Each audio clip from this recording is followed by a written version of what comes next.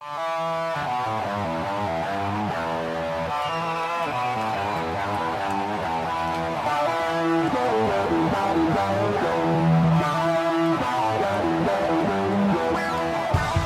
time in a long time, but back like I never left.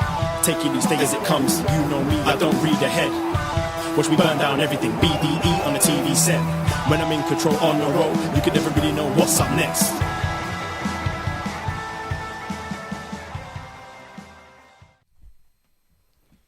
Hello! Hello, hello, hello! Braden Herrington here with Davie Portman. It's up next, live on YouTube. What's going on? We're in costumes, baby. I'm in the costume. We're going to let this room fill up for a little bit. We were doing our Halloween costume, Halloween Havoc watch-along, Zoom, YouTube watch-along. I know we lost a few people there, but we're going to repopulate. I see everyone coming over. We're live.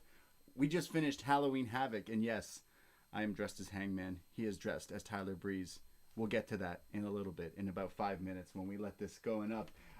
We see the room is populating. All the people that didn't join us for the watch-along are probably coming up, going to hang out with us now for our post-show.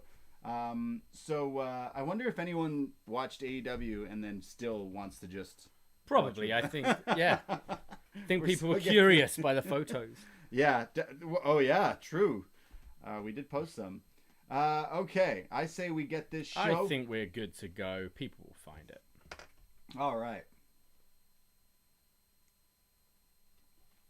Hello. Hello, hello, hello. Braden Herrington here with Davie Portman for upNXT, postwrestling.com, Apple Podcasts, Spotify, Stitcher, Google Play, and of course... YouTube.com/upNXT. You can find us every Wednesday night, 10:30 Eastern Time, for our live post shows of NXT. But tonight was slightly different. Oh, yes it was. Boys and ghouls, it's Halloween Havoc. The first time in a long time. First time in a long time, yes. 20 years, I think, since the last one. Because unless, I can't think of anything that's been done since WCW. So, yeah, well, yeah, of course. Everyone thought AEW would be the show to bring this back. But no, WWE quickly jumped on that. They said, you got Bash to the Beach. Yeah. We're doing the Halloween one for sure. We go live every Wednesday night after NXT. We watch NXT and then we talk about it. And of course we do it in podcast form. But we go live on YouTube. But tonight was Halloween Havoc, so we decided to do a Halloween Havoc watch-along / Halloween Havoc costume party Zoom. Yeah, we had a Zoom costume party tonight. We had so many guests, or friends, as we say here. Friends! In the room. We had... Cameron Grimes. Cameron Grimes was in there. Yeah, Cameron Grimes was in full gear. Yep, full gear. And we mean it. Cameron Grimes wasn't even in full gear tonight. No, he wasn't. But like our Cameron Grimes was in full gear. We had... He even had the moon. He had the moon behind him. With traces of water. Yes. Yeah. Yes. We had Slapjack in the room. We had Slapjack from Retribution. He joined us. Who else did we have? Rick the Model Martel. Yeah, I'm pretty sure it's a toss-up for best costume between Rick the Model Martel and Cameron Grimes. I think so. Yeah, but then Kurt Cobain came in. Yeah, Kurt Cobain minus gunshot wounds. Looked good, though. Looked good. I thought it was John Lennon. I'm not going to lie. I thought it was John Lennon, but it turned out to be Kurt Cobain. Who else was there? We had Blue Demon. We had Blue Demon, a.k.a. Blue Demon from New Jersey. Yes, Blue Demon from New Jersey. Yeah, he was great. He looked great. We had all sorts. Ultimate Warrior we had in the room. Cactus Jack. And Noel. With ketchup on his... and Noel Foley. And Noel Foley. It was wild. And I don't know, obviously this is a podcast form, but for the people watching at home, me and you, we dressed up for the occasion. We did indeed. Yeah. We're still dressed up right now. We're still right now. You decided to dress up as former NXT Tag Team Champion Tyler Breeze. Yes. So you're Davie Breeze. Davie Breeze or Stripper Cop. And then I thought, what could be the scariest thing that an NXT wrestler could dress as? And I decided an AEW wrestler. What a heel. My favorite. I'm dressed as Hangman Adam Page. At upNXT Podcast on Twitter and Instagram for the photos of us in our costumes. What's even better is both of the costumes we decided are vests. Yep. Right? So waistcoats, if you will, if you're British. Right, yeah. And then some point during our watch along in costume, you disappeared, and I wasn't sure where you went for like a good 5 minutes. Turns out our landlord just happened to be walking by while I think you were out having a smoke, and he didn't even realize you were dressed as Tyler Breeze. I don't know. Cop, I think stripper cop. I said in my Impact report this week that I think I've just been beaten down to submission, where I'm like, yeah, that was fantastic. I feel that's how our landlords are with us. Yeah. Like, I go outside in a black fur vest with furry vest, a cop badge, no shirt underneath, and a cop hat. And inside, he's probably going like, fucking course they are. Instead, he's like, hey, how's the heating, guys? Oh, great. Like, little chilly right now, not gonna lie. Yeah. He was dressed as Ray Romano. That's everything. And I'm like, dude, yeah, sorry, we're kind of doing a show right now. Oh, okay, so that's cool. So how's the toilet? Oh, my It's God. like, not flooding right now, Ray. Can you leave me alone? Yeah, so at least I didn't go out and join you. He would have been like, why are you both in vests? Why are you, he would point to me, why am I wearing a wig? And why do I have a noose around my neck? There's a lot of questions. Yeah. A lot of things we didn't want to answer. But of course, it's because we're doing a watch-along costume Zoom party. That was so much fun. I wanted to be Hangman because I felt like he was my favorite wrestler this year. And it's like, what do I have to do to be him? Wear a bandana, wear your mask, just have blonde, luscious hair, which I don't have, so it was a wig. I didn't want to be Fandango. I think that's what I'll do next year. Yeah, you look just like him. Yeah, exactly. So we dressed up as costumes. We had our Zoom party. It was a lot of fun. So definitely check out our watch-alongs in the near future. You did a bunch of watch-alongs. We did Hell in a Cell. We did Hell in a Cell, did Bound for Glory, and then my post show with Nate. There's this weekend, I believe, actually a few plugs. The Long and Winding Royal Road. I'll be talking with WH Park all about Steve Williams versus Kenta Kobashi from All Japan Pro Wrestling. Look at WH's Twitter because he's tweeted out the match, but recorded that like last month with WH, and really, really good. Always great talking to WH. So look out for that on the Post Wrestling feed. Yeah. But on our feed, we're keeping it spooky. We have top 5 spooky moments. Unfortunately, Stephanie Chase couldn't join us in the end. Just card subject to change, right? Yeah, but we had the spooky master, But we had John Cena from Zombie Pod and Shot in the Dark come, and we just talk all about our favorite spooky moments in wrestling. So that's going to be dropping this weekend, along with, oh boy, an episode of Up Yours. Yeah. Talk and Shopper Mania with our world champion Dan Reed. We'll be talking all about Thanks, Dan. Probably the worst pay-per-view of the year. What? Did we watch the same thing? We'll be talking all about that this Sunday, also on the Patreon. But if you don't want to join, but you want a little bit more of us, we have one Halloween gift for you, and what a gift it is. Halloween. Happy Halloween. We started this podcast and we were doing we do so many shows like you mentioned on the Patreon. We have our Halloween Havoc 93 review, Twilight Zone, Evil Dead. This whole month was spooky. But yeah, we've in the past been doing a lot of movie reviews, and we do free ones. We just did Batman Returns. That was a lot of fun. But if you've been listening this long, maybe you're kind of newer to us. We love horror movies here. I am obsessed with Halloween. John Carpenter. I watch it every year. Just watched it the other day. Jamie Lee Curtis, John Carpenter commentary. I'm a nerd. I think people know Halloween. We're nerd. I nerded out. It was great. But we covered Halloween and we covered Halloween 2. Well, we figured we did those 2 movies in 2 years. Why not we just make it a tradition every Halloween until we stop podcasting? Every Halloween, we'll do a Halloween. So this year is the night he doesn't come home. Yes. This is the first time I've seen this film, because as a kid, when I was getting into Halloween, I was like, what do you mean Michael Myers isn't in He's not in number it? 3? And this is when I get them on DVD, so I skip right ahead to 4. Yep, This is the first time I've watched it. I'm sure it'll be a great chat. We love chatting horror films. This is for free. Best deaths. On the free feed where you're listening to this very feed. Out early Halloween, you can listen to us review Halloween 3 with no Michael Myers. No Michael Myers. Yeah, that's going to be a fun one. That's a lot, all the stuff we've been doing. But patreon.com/upnext. $5 a month gets you every show we've done, all the new reviews, all the new stuff. And I'll tell you, the November schedule that we have in our back pocket is looking pretty lit. Yeah, we'll be tweeting that out just in the next couple of days and putting it on the Facebook page. So if you're wanting to join on the first of the month, have a little look at all the shows we're going to be offering next month. Yeah, patreon.com/upnext. And it's Halloween, obviously. It's actually spooky season. You can't get mad at me for saying it now because it's actually we only have a few more days. Have you done anything? Like, I know times are hard. You can't really go to parties. You can't really go out. Kinda. It's cold here in Canada. Our bars are closed early, and obviously because we're in a pandemic. But are you in the spooky season mood? I have been. spirit? Yeah, I've watched a bunch of horror. I've been working my way through the Simpsons Treehouse of Horrors. Yeah, and we've been watching a bunch of them. I'm at the point now where I'm like, this is when the Simpsons got bad. Because the last episode I watched was they've done away with just spoofing horror things, and they're just spoofing whatever. They spoofed the Diving Bell and the Butterfly.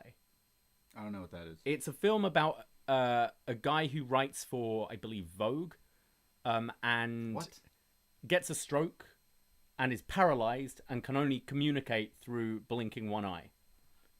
Nothing like, not a horror film at all. Like really emotional drama. Yeah. The Simpsons do that for their Halloween special.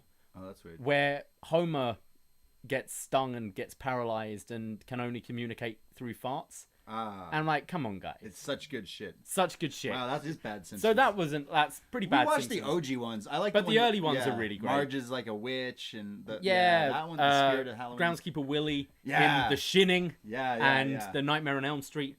But I also watched a film yesterday called Host on Shudder. Yeah. And it's been filmed during quarantine times. One of the girls in it actually went to my drama school, I found out after. And it's all through Zoom. And it's a bunch of like friends who it's set during quarantine, so they can't hang out with each other. And they decide to have a group seance on Zoom. Oh my god. That's what you were trying to do shit me to goes do. Down. Screw you, man. You were trying to do that. I called Braden a fraud because he's all about spooky stuff, and then he's like, I don't want to do a seance. I was like, let's do a seance on Zoom. Yeah, okay. Be fun. I'm look, I feel like I don't believe in this shit. But as soon as you're trying to invite these things, that's of course I've seen scary movies. It's how it works. There's always the person who's like, I don't believe, and then they die. I don't want that to happen. You know, maybe in like 60 years. We'll do a seance over Zoom. Zoom will be ancient by then. Yeah, what do you think? Let's bring MSN back. MSN Messenger? Yeah, let's do a seance over Zoom. Yeah. MSN. Yeah. What? Oh, man, that'd be great. Well, I've watched a bunch of old ones. I watched The Exorcist. You know, if it was on MSN, though, I'd have to, keep on appearing offline and online again to make sure the ghost is aware that I'm there. Let the ghost check my friends that the ghost hasn't blocked me. You can tell people what music or song you're listening to, and the ghost would know. I mean, they would know because they're in our fucking house. I'd just be listening to the score from Ghost. I don't want to do this Zoom seance thing. It sounds scary. You want to get a Ouija board? So thing? when you're talking about spooky season, all you mean is I really like buying pumpkin spice candles and lattes. Well, actually, I haven't had a pumpkin spice latte since maybe the first time I talked about it on the show. Maybe I'm a fraud in that way. But I did make pumpkin chili. You did, indeed. Tonight for our UpNXT meal of the week. I didn't think of any. It's the Halloween Havoc pumpkin chili. Yeah. Yeah, that's what it is. Shotzi Blackheart chili. That's it. That's all. That sounds great. What a clever idea of a name. Thank you. Yeah, so I had a lot of people. I've made it twice in 1 week now. And I had a lot of people asking me for the recipe, so maybe I'll have to get that up on the UpNXT Instagram. That's where you'll find it, at UpNXT. That's where you can find it. But yeah, I've been enjoying spooky season. I'm not a fraud. I've been watching 3 horror movies every night if I can. I wish you could go to Halloween Haunt or Horror Nights, essentially our equivalent here, but we can't. And it's strange. So it's we here at the BDE, the Braden and Davie Estate, we love throwing Halloween parties. In fact, we've had 2 consecutive crazy Halloween parties that have gotten way out of hand. So maybe it's a good thing that we take a break. I think we can still be spooky and enjoy the season without, hey, there's been so much we haven't been able to enjoy this year. I think we can cope without enjoying Halloween as well. It's the one. We can put on Halloween films, go in costume. Yeah. walk around the streets, That's what we're scare gonna do. people, pretend to murder some people in Chrissy Pitts Park. Yeah. Yeah, you can get the fun Halloween spirit. Yeah. Yeah. Are you gonna still dress up as Tyler Breeze? Yeah. People would just think you're so. a stripper. It's all right. I don't know what people will think I am. I think they'll. I don't think they'll think, oh, that's Hangman Page and Tyler Breeze if we go out together, Braden. Let's go for a walk later and not change and see what happens. Because we're both not wearing shirts under these vests. Yeah. It's cold out. It's cold out. Let's just head to Church Street and be done with exactly. it. Okay. Yeah, it'll be all right. This noose doesn't do me any favors. No. Nope. Let's talk about. I love how I dressed up. I did buy a green wig in case I wanted to be Shotzi Blackheart, but I felt like I didn't. It just wasn't as. It wasn't Shotzi-esque, really, was it? No, it was more like if Sharon Osbourne dyed her hair green. That's what it ended up looking like. That's what you get for buying wigs at the dollar store, which already have Christmas shit out. I don't want to go there. Let's talk about NXT Halloween Havoc from October 28th, 2020. Yes, Halloween Havoc is back, and it's here tonight. Spin the wheel and make a deal. Hosted by Shotzi Blackheart, you mentioned, who has fantastic costumes, I might add, right away, off the top. She does costume changes. She is all in this. I have a feeling... No fraud. No frauds. No fraud. I have a feeling that Shotzi Blackheart would do a Zoom seance with me if I asked her. Hey, maybe you could... She's on Cameo now. Or maybe not. No, not anymore. Well, you missed your opportunity. Well, yeah, I can imagine, like, Shotzi is the perfect person to host this. I bet she's so into Halloween and all this stuff. I bet some of these costumes, which looked amazing, she probably just had anyway. They're like, oh, right, we're going to have to sort you out. No, I'm cool. I've got stuff. Yeah, the Elvira outfit was my favorite from tonight. I think I even said, I'm like, she's obsessed with it. And Elvira, like, is the host of movies and spooky stuff. Like, that's exactly what I thought she would be as. And she changed, like, 3 different times. But fantastic. Shotzi is great. I mean, obviously, she was just having so much fun leading up to this. She was hosting their Instagram thing today as well. Like, she was all over Halloween stuff. I think it was her getting her outfits today, actually. Oh, really? Maybe costumes. But yes, Halloween Havoc, hosted by Shotzi, and it starts off with the question we are all waiting to be answered: is will they have the giant pumpkin? Yes, ladies and gentlemen. Earlier today, people were tweeting like, "Hey, there's no giant pumpkin," and then as the show went to air, it was there. Amazing. I mean, it was typical wrestling fandom, of course, right there. You get an image tweeted out. Yeah, but there's no pumpkin. It's Halloween Havoc and there's no pumpkin. Yeah. I hate NXT. I'm watching AEW. Yeah. Well, the pumpkin's there, but I'm pretty sure it's not. I think someone attacks it, don't they? Is it John? It got put out. Yeah. Pretty early, but well, so we start off with like a Texas chainsaw guy. The visuals here, by the way, are fantastic. The way they shoot this and put all this footage of scary things and horror type things, including like the Texas Chainsaw Massacre. There's a guy with the chainsaw, and Shotzi's got the chainsaw. I'm pretty sure is in this crazy outfit. She's away. Doing kind of going for a rip. The beginning of what is it? Flashdance, where she's like the mechanic with all the sparks coming up.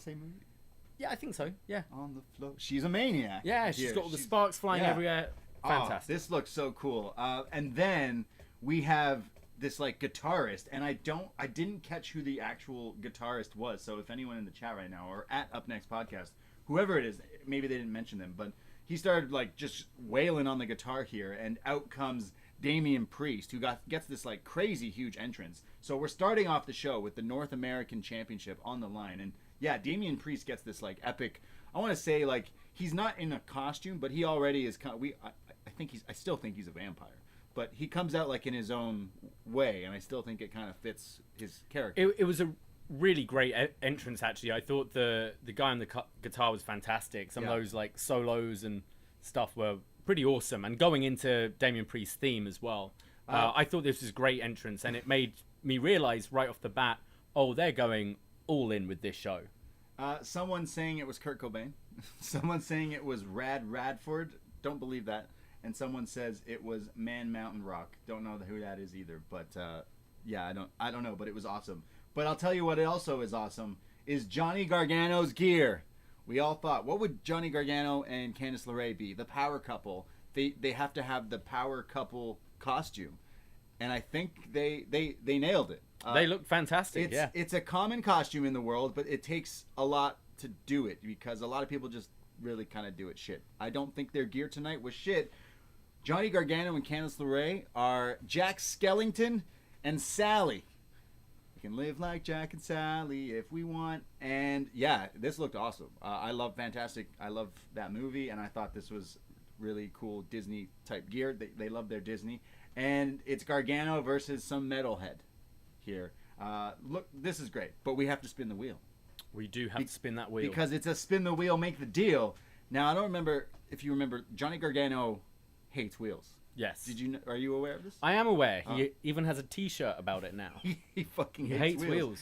Then does he walk to work? Mm-hmm. He must. If he doesn't like wheels, he doesn't. Seen that body? He doesn't ever. I guess. He didn't look like no Jack Skellington. He looked like a Jack. He didn't have zero though. Would have liked that. They were practicing how to spin the wheel last week, but tonight it's Shotzi who spins the wheel for you. Yes. Okay.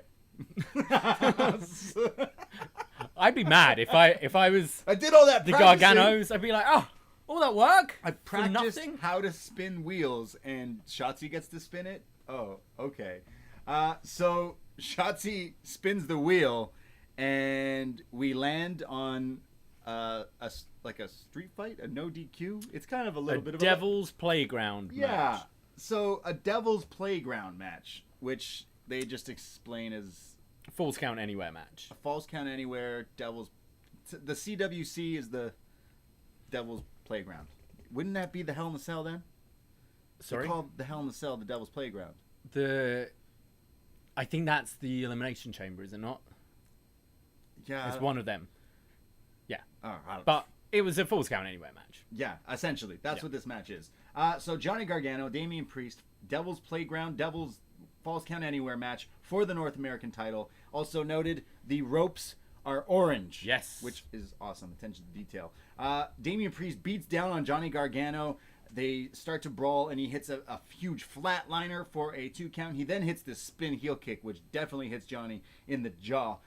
Again, only a 2 count. We go to commercial break, and it's picture-in-picture, and Johnny climbs the stage ramp area and does a con hilo off of it into Damian Priest. And then when we come back from break, it's Johnny who's going for weapons, and looks like he's got a kendo stick or something. But that's when Damian Priest pulls out a nightstick, and it's basically a lightsaber duel here. But it's Priest who hits the South of Heaven sit-out choke bomb for a 2 count. But then this crazy spot where Gargano does the sliced bread on the steel steps. So he runs off the apron part to onto hit the it. steps. So Priest goes smack into the this looked crazy. stairs. But because it's Falls Count Anywhere, he can pin him on the steps, which he tries to do, but Priest kicks out. Now they're fighting through the crowd part, but tonight is Halloween Havoc, and there's a graveyard. The whole place is gimmicked here with Halloween decorations and actual a graveyard here. So they start to fight through this, and then they start to fight through catering. And then we see them using garbage cans. There's this thing. Not quite catering. Yeah. I made a joke as we were watching it because there was a table with a bag of chips on there. Yeah. So Johnny uses this thing that's full of garbage, and it basically has all the boxes of the Halloween decorations they bought that day at Target for Halloween Havoc. Yeah, there was Amazon boxes in there and stuff. Yeah, it looks good. So Johnny throws that over towards Priest, but he can't quite pin him here.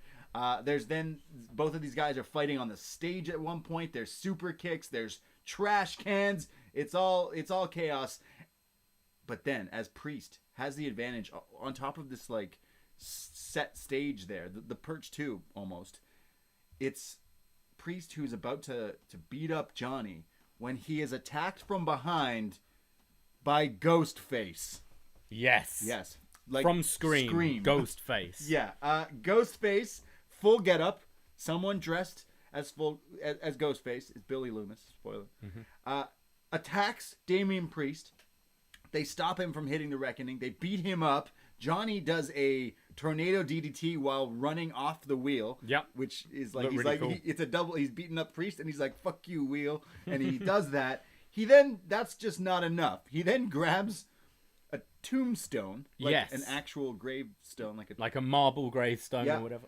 And then It's definitely not gimmicked. Not at all. No, not at all. He then smashes it over Damian Priest, who then flies off this stage into this like gimmicked smoking scary barn thing they had for like decoration, and it just explodes, and Damian Priest is just laid out, covered in like the smoke and dust and everything.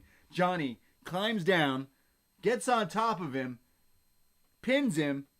Johnny Gargano is now a two-time North American champion. Wow, spooky. I thought this was a great opener. I really enjoyed this. Not massively into these kind of plunder matches, but with it being all the kind of Halloween set, I thought it looked great. I think we were saying it's, Devil's Playground, right? It's just a street fight. It's just a Falls Count Anywhere match. It would have been maybe cool as they're like putting the rules across and saying what the match is, panning through like that graveyard and things. So you go watching it, it's going to be a Falls Count Anywhere, but with all this stuff. But that's nitpicking. Yeah. Just the consensus from the room was like, it's just this. It's just a Falls Count Anywhere. Just a Falls Count Anywhere match. But they did make it more than that. It definitely lived up to the Halloween gimmick.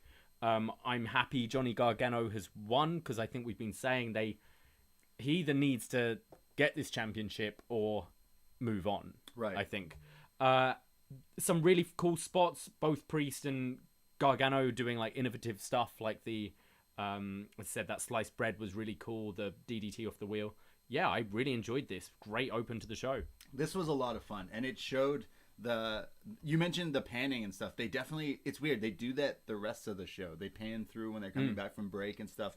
The way they use their set and their like production like is so awesome to watch. The visuals were great. But yeah, this match was so much fun. It's kind of what I expected. I just expected tonight to be fun. I wasn't expecting getting classic wrestling and 5-star wrestling. No, matches, that's not what Halloween Havoc's about. It's campy, it's spooky, And I got that out of this, and I thought this was really fun. And I'm super happy Johnny Gargano won the title, and it kind of alters everything instantly. You know, it kind of puts everything in. Yeah. There's different matches. There's so many different things, avenues we can go through. And Ghostface, we were all like, whoa, wait, it can't be Candice, because it was definitely like a dude. Bigger dude, not bigger, but way bigger than Candice. Well, yeah, just height-wise looked kind of taller than Gargano, I thought. Yeah. Here. It looked a lot like Austin Theory. Okay. In my opinion. That's who you're thinking? Yeah. We'll see. We'll find out. Will this be the last time we see Ghostface tonight? Or will there be a Scream 2? Hopefully not a Scream 3. 4 was all right. 4 was good. 5 coming. You see the Gail Weathers hair? I saw Gail Weathers, yeah. Yeah.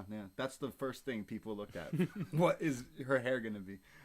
So we'll see. But Johnny Gargano, new North American champion. That was great. We cut to the commentary table, and we see Wade Barrett and Vic Joseph. And Vic Joseph was told he had to show up in costume because they were going to have a costume contest against Wade Barrett.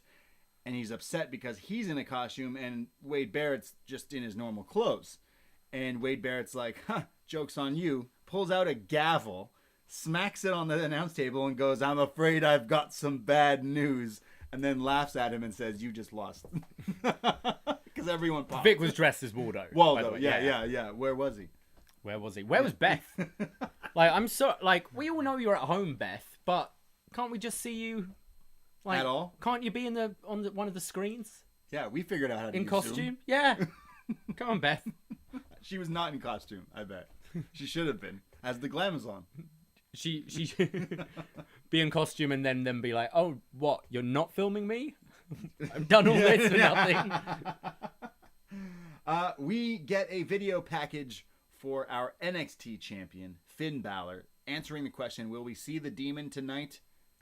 No, we will not see the Demon tonight. But just the fact that they're showing vignettes of him kind of makes me think that he can't be far off coming back. Yeah. And obviously they've not vacated the title or whatever, so I'm assuming everything's going well and he's making a speedy recovery. Yes, Finn Balor coming back soon. He probably still can't talk right now, but I hope he's all right, because I'm still thinking about that match he had with Kyle. We go to the start of something great. Cameron Grimes is backstage. Now, he has his match tonight with Dexter Lumis, but he runs into William Regal, who says, "Where do you think you're going? I have a lovely van outside. It's going to take you to the Haunted House of Terrors match." And he's like, "What?" He's like, come with me. And he's scary. I thought he was fantastic here. William Regal, that is. Too. Cameron Grimes is very entertaining. He's very over the top. He's playing terrified really well. Very panto, very exaggerated. William Regal, however, felt to me like he was playing the almost like, the salesman who's selling the haunted house. And is Vincent Price? And No, he's Haunted just House- very House on Haunted Hill? I'm just talking stereotypical characters you have in those movies. The guy selling the haunted house, or the creepy hotel owner, or stuff like this, and being like, no, follow me to your rooms, and just being super creepy and polite, but he's got shit in store. I thought Regal was great. You're saying he should be cast in a scary movie? Yeah, why not? In that role. He's cast in this one. William Regal's like, "Come with me. I'm going to take you somewhere." And he's like, "No, you're going to take me somewhere scary." And he's like, "No, I'm not. I'm going to take you to the parking lot." I know it's not the Full Sail parking lot, but we have to accept that we have a new parking lot. Yeah, we've got to accept that its spirit lives on. Yeah. At the PC. You're right. Yeah, the spirit of the parking lot at Full Sail lives on in the CWC. One of people who work at Full Sail are just like, have you noticed way less has happened in that parking lot since we kicked those wrestlers out? You mean the security that didn't do anything It's like a demon. You can move house, but it's attached to you. Right. Yeah. Yeah, if you get the grudge, and try to just move, it's gonna come to your new chase place. you. It's attached to your soul. Yeah, it's like our haunted chair. If you bring the chair somewhere, that place gets haunted. That's what happens. Yeah. We have I'm gonna call them the Pat Pack. Okay. That's what I'm Pat Pack. thinking. I like it. I like it. And of course, I'm referring to Pat McAfee. I wanted to be him for Halloween. Pat McAfee. Yeah. Just make a really dumb face. No, I'm joking. Wear a silver mask. I love this guy. I love this guy. I'm joking. I love this guy. Bring on the hate. Pat McAfee and the newly crowned NXT Tag Team Champions, 1-2, the Brit Am Brawlers, Oni Lorcan and Danny Burch come down, and they're in suits now. You see, they look different all of a sudden. You win some gold, you have money. That's what they're trying to tell us. He says Halloween Havoc, they're all in the ring, by the way. Pat says Halloween Havoc is the second best night in NXT history, next to last week, because last week I stole the show. Well, just like I stole the show when I stepped into the ring and fought Adam Cole. I gave him everything I got. I put on a hell of a fight, and he beat me, but he didn't even say good job or nice try. He didn't say shit. He didn't say anything. Adam Cole is a bum. So I made a call to Ridge Holland, and I said, "Hey, you want to make some money?" And he said, "Nah, I want a car." I said, "Cool, man. What kind of car you want?" He said, "I want a Mercedes." So I gave him a Mercedes. But then he had his leg fractured in 700 pieces and places. He's like, "Well, so my whole plan already was over." So then I thought, what can I do next? The guy I've been paying off can't do my bidding anymore. So I went to the guy who took out my guy. And then he went to his guy and said, "Should we do this?" And they both said no. But then I had to make them the money deal. And they took it. So they had the loss to Undisputed Era on TV for the number one contendership. Right. And after losing, they were like, "Fuck this. We keep losing. All right, give me your money." Pat, give me your money. Maybe we'll be better if we're, pushed. Undisputed Era's music hits, but Kyle O'Reilly walks out alone, by himself. And as he's coming down to the ring, he looks as if he's going to try to take on all three of these guys. He's fired up that these guys have taken out his boys, his crew, Undisputed Era. But as Kyle comes down here, he's looking like he's ready to do it. Someone's music hits. Someone we haven't seen in a little while. And that someone is Pete Dunne. Peter, he shows up looking jacked, that is. He's had a good quarantine, that guy. Jeez, wow. Pete Dunne comes down to the entrance ramp up with Kyle. He has 2 steel chairs in his hand. They both get up onto the apron. He gives Kyle one of his chairs. They get into the ring, and Oni, Birch, and Pat get out of the ring. And it's Kyle and Pete kind of scaring them off with the chairs. But then Pete Dunne swings his chair to the back of Kyle O'Reilly, knocking him down. They all get in the ring. They all beat down on Kyle. They stomp him. Pete Dunne does his arm stomp. He broke his fingers. He broke his fingers. Wow, it's been a while. He breaks his fingers. He does the elbow stomp on this chair. They then hit the assisted DDT onto a chair. And Pat McAfee on the mic says that we are the kings of this brand. Get out of here, cauliflower Kyle. This was fantastic. Pat McAfee, I think we've spoke very highly of him in the past. But this guy just can do it. He can really do it. On the mic, he's just fantastic.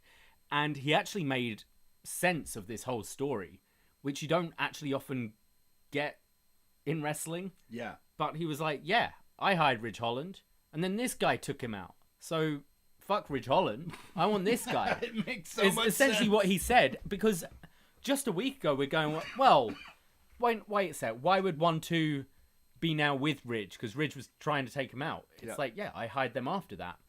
Pete Dunne being in the mix as well. I mean, any other year, I'd expect we're heading towards War Games. War Games. I don't know if they're going to do that, but the idea of Pete versus Kyle is very attractive to me as well. I think we're getting War Games. And I think we will. I think we're going to get that singles match as well, which is great. Ooh, at some Kyle point. versus Pete? Kyle versus Pete. Damn. And I think instantly we're saying about it feeling stale, NXT, and those kind of top guys just being kind of the same for a while. I think Kyle O'Reilly and Pete Dunne, like stepping into those roles, is an excellent idea. Yeah, no, I think there's so many fresh matchups there. I mean, Pete Dunne and 1-2, meaning Oni and Danny, they should hate Undisputed Era. Just because the Undisputed Era, they've been fucked over them so much. Yeah, out of all of them, Pete Dunne and 1-2 have been attacked like the most through the years, realistically. Absolutely. So just because Undisputed Era are good guys now, just doesn't like they're like, nah, fuck you. Yeah, you fucked us up a lot. And Pat McAfee doesn't need to wrestle all the time for this feud, but as a mouthpiece, yeah, I think he's great. And I love how he's like, yeah, I've got a lot of money, basically, but not doing it in your classic kind of like sort of EC3, like I'm wealthy. He's just like, yeah, he broke his leg. It was an expensive mistake. I moved on. Just because he's got so much money. Like, yeah, that sucked. I bought a Mercedes and the guy's now on the shelf for a year. Like, that sucked, but hey, I got a load more money. Who cares? Yeah. That's a good heel character. Yeah, it's great. I love it. It's for the brand. For the brand. Yeah, I guess Pat McAfee's gonna wrestle in War Games. I would assume so. Yeah, he's doing a moon off the top. Double moon off the top. Cage. Yeah. He mentioned they're the kings of the brand. Kings of this brand. Do you think they're called the Kings, the 3 Kings, the 4 Kings? I think just the brand is good for me. I think that's what I think they're gonna go with. The brand's good. The Kings of the brand. The Pat Pack. Yeah. The Pat Pack? Yeah, the Pat Pack.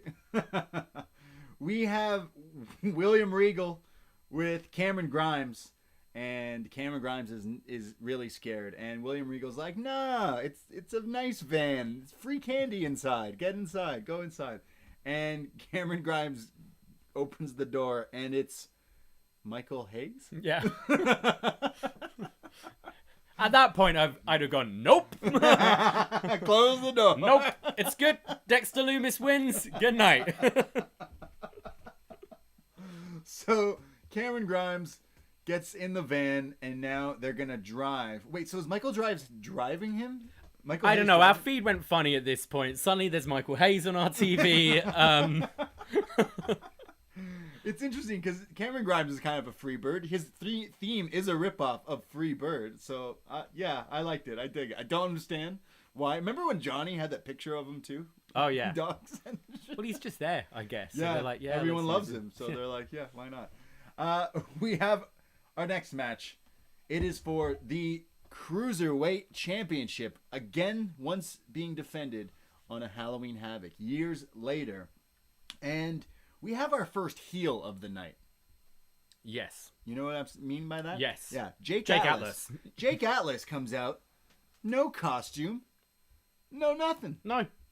And then you have his opponent, the Cruiserweight champion, Santos Escobar, come out with this epic entrance with Legado del Fantasma by his side. They're all wearing the half, like, face-painted Day of the Dead type thing. Yeah, like the Sugar Skull. Yeah.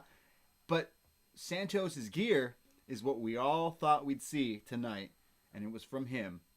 The Rey Mysterio Halloween Havoc, purple with the question marks all over it.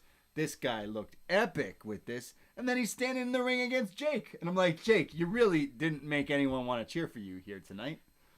Yeah, and I almost wonder if it's deliberate, because that's how the whole match felt as well. Yeah. But we're watching it, and we want to get into Halloween. And so, okay, Damian Priest, as you said, hasn't really changed his gear up, but he's coming out with the guitarist. Same with Io. Io's not in costume, but she's having Poppy. Right. And Spoilers, whoa. And then you've got this guy. Just like Jake. Legado del Fantasma, your heel unit, looking so cool. Proper in the so suits. cool. And and referencing like previous Halloween Havocs and that sort of stuff. And then Jake Atlas in his white trunks. Come on, man. Look, last week... That being said, if I was told, right, you're going 3 minutes, I might have not bothered. Yeah, all right. That's fair. Look, Jake Atlas put on a hell of a show last week in that six-man tag, and he definitely earned an opportunity to face Santos. And that is what happened here. And I'd say maybe only one of my disappointments here tonight is the fact we didn't really get this match, in my opinion. We have a meteor early on in the corner from Santos. Jake fires back, eventually hits a German suplex here, goes up top and hits the cartwheel DDT, his finishing move, but his boys on the outside put Santos' foot on the ropes, therefore it's broken up, it's rope break. And while Jake goes on the outside to kind of handle the business, like, hey, don't get interfered in my match, one of the guys, I'm not sure if it was Raul or Wild, but they're now wearing one of those... Raul, I believe, yeah. He's got one of the luchador masks on, and he headbutts Jake, and of course we realize it's the gimmicked, loaded mask, rolls Jake back in, and then it's Santos who picks up the pieces with the new move he's been using, that knee... It's like a kind buster. of suplex into a... like knee to the face. Yeah, it looks cool. I think it's a pretty cool move. I'm not really sure if it hurts that much, but he hits it and he pins Jake and it's over. And I'm like, oh, okay. Sorry, you don't think having a knee in your face would hurt? Just like out of all the moves we see in wrestling, this one doesn't look like it does the most. I think it looks pretty cool. I disagree. I think it looks cool. And I think, Sort of especially after the like headbutt, you've been headbutted with a loaded No sweat. thing, and then I'm kneeing you in the head. I think I compared it to Taiji Ishimori's knee thing. He does something similar. Right. His looks more vicious, but I guess it's a knee to the face. Yeah. It looks cool. He pins Jake, and yeah, we thought Jake would definitely kind of get more of a... This just to me felt like Jake Atlas is just a little blip, and Santos Escobar's moving on to something bigger, because he came out looking like the star. As soon as the match started, like, they didn't start off by grappling. He just kicked Jake in the head to start the match. And apart from that cartwheel DDT, it was all Escobar for me. It was very quick, which makes me think them probably moving on to just something else. And they wanted him to look very strong coming out of this. They did that. He looks like a star here. Yeah. Like, he's got the look, he had the outfit, he had the move. Yeah, his boys helped him win, but that's wrestling. I was a little disappointed we didn't get like a classic cruiserweight match here, to be honest. That's my only downside of this, but it made him look really strong. Poor Jake. We have a video for Ember Moon, and it's her like working out and getting training and doing moves in the ring, and she's gonna go through the entire NXT women's division. Starting with Dakota Kai. Yeah, she says next week. Yeah. So that's a match we'll get next week. She's going to drive for miles. we have Shotzi. I just have in my notes here, Shotzi is amazing. So she must have done something great. Yeah, she does. I think she introduce the haunted house of terror. Yes. She's getting ready to throw. She's like, hey, coming back, we're going to go live to this house. Probably not live. Definitely not live. To the haunted house of terror. And we're going to see this match, and it's coming up, and she's just loving it. She's looking mad spooky, and I love it. So we come back, and we do see it's Shotzi as Elvira here, looking great. And she says, let's go. And we go to the haunted house of terror. We hear Don't Chase the Dead, a song by Marilyn Manson off his new album. So he's still doing wrestling. He still has music in wrestling. Good for him. I heard mixed reviews about this album. Yeah. I'm also, remember we had tickets to see him on my birthday? You're still I'm bitter. still sour. Yeah. No, I don't blame you. We had tickets to Manson and Zombie on my birthday a few years ago. We're like just getting there, and it's like, Manson did a rail of fentanyl. He won't be performing tonight. I'm like, okay, I'm not listening to you anymore. I shouldn't have been in the first place. He's okay. It's like, but you can stick around and see Rob Zombie, and I'm like, we're good. I wanted to see Zombie, but I wanted to see both. I wanted to see both, so we but got it was our money like, back. get your money back, Yeah. or don't get anything back and stay around for Rob Zombie to play in an hour. Yeah. We were like, nah, Yeah. let's go to the pub. Yeah. It's all right. It's all right. I don't forgive him. No. Someone actually mixed Beautiful People with the new SmackDown intro, and it looked really cool. I love Beautiful People. It was a great tune. Trent Reznor's better, though. We go to the haunted house of terror, and we see Cameron Grimes, and he's entering this thing, and he's scared, and he's looking for Dexter, but he can't find Dexter, and you kind of see him hiding in a tree. It's like Dexter's moving around. Yeah, Grimes is going around, and he's like very, very scared, and he's like, is this the right place? But then trying to like be tough guy as well. He's clearly terrified, but he's like, I'm coming to get you. I'm Cameron Grimes. So Cameron Grimes, and we see Dexter just sat in a tree behind him watching on. Cameron's like opens the door to this house, and he looks around, and he's like, I don't think this is the right house. And then he looks around, and he's like, I've seen bigger. And then a tricycle, but with no one on it, rides by in another room, drives by, and he looks over, and he's like, Dexter, I didn't know you had any kids. There's this giant like deer head as well. That's what he says. Him. Yeah, I've seen bigger to the stuffed head. He then goes into another room, and we see the ref of the match, the referee, but he's in the corner, facing the corner, the Blair Witch. Yeah. And Cameron's like, "Hey, you all right, man?" And he turns him around, but the ref's turned into a demon. He just goes, ah! And he's like, holy. So he runs up the stairs, and he goes into another room of the house. And Cameron Grimes goes into the bathroom, the washroom here, and he looks and sees that someone's in the shower. And we see a silhouette of a woman, and you can hear someone taking a shower. And he's like, oh, Dexter, I didn't know you had a sister. Okay, just gonna stop. What do we got here? We all love Cameron Grimes. Yeah. But I think here he's like trying to cement himself as a heel in 2020. Yes. If you walk in on someone's sister showering, don't undress and get into the shower. So James Bond is the only person that can get away with that. So Cameron Grimes is like, what do we got here? And he says, taking a shower, eh? I've been feeling a little grimy myself. And as he takes off his vest slowly, he's like, is he still wearing his hat? Probably. Takes off his hat. He's getting ready to take off. He's ready to go full gear. Yeah. And he opens the shower curtain, revealing this terrifying, scary woman, like contortionist, doing all sorts of things, and totally scares the shit out of him. He runs, he screams, he turns around, he leaves. He still has his trunks on, though. He's all right. He leaves there, and that's when Dexter Lumis finally attacks him in this haunted house. And then he tries to escape from Dexter. He's running all through this house. This is a cine match, if you haven't gathered that yet. And then I have scary lady attacks him. Yeah, it looked to me, we had a mixture of like zombies. We had a mixture of these like bendy women. I kept calling them contortionists. They were contortionists. Yeah, they're great. We seem to have, I don't know, I think I watched it with you actually, the the people from Us. You know, the Yeah. doppelgangers. Yeah, yeah. Because it seemed to be like not quite zombie stage yet, but like these people that have been living in the sewers for These years. other people. Yeah, Us. they were creepy. They got 5 on it. There's then Cameron Grimes, who's being chased by this one scary contortionist lady. It looks like they got some of these people from Halloween Horror Nights over at Universal in Orlando there. They're like, hey, you guys got nothing to do. Yeah, Although they're open, never mind. Circus or something like that. Yeah.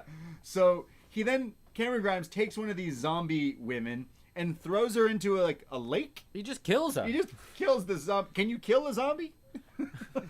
I'm... Yeah, you go for the head. Yeah, don't you kill the head. Yeah. No, Wade Barrett later on tonight goes. Oh, yeah. yeah.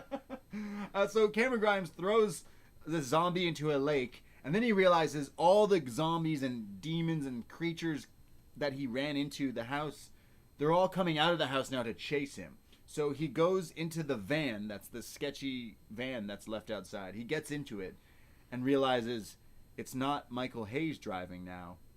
It's Dexter Lumis. Oh. So he screams, he gets out of the car and just books it. He starts running. And the whole of this part of... Sorry, it then says to be continued. To be continued. The whole thing with this is Lumis is playing the Michael Myers. He's not running. He's never running after Cameron Grimes. He's always just walking.